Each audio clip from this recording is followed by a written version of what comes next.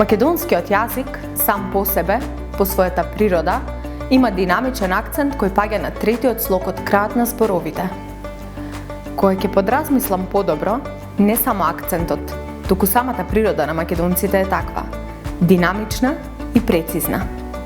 Постојат едни многу кратки, но сладки правила, кои би било одлично ако ги знаеме, со цел да си го говориме правилно јазикот. Најлесно е да го одредиме акцентот на зборовите кои не можеме да ги поделиме, оние едносложните. Таму тој паѓа на единствениот слог во зборот.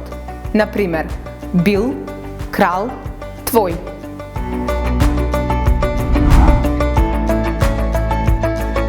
Кај оние зборови со по два дела, цртичката ќе ја ставиме на вториот слог, која ќе броиме одназад. Например, висок, не висок. Поле, не поле. Село, татко.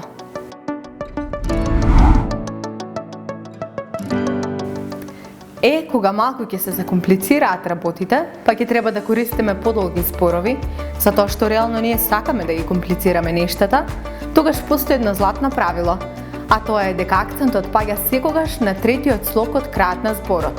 Например, рамнина, рамнината. Сообраќај, не сообраќај. Сообраќајот, не сообраќајот. Средина, не средина.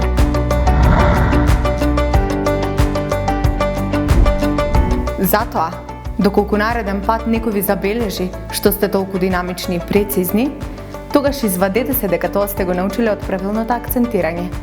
Се гледаме во наредното видео.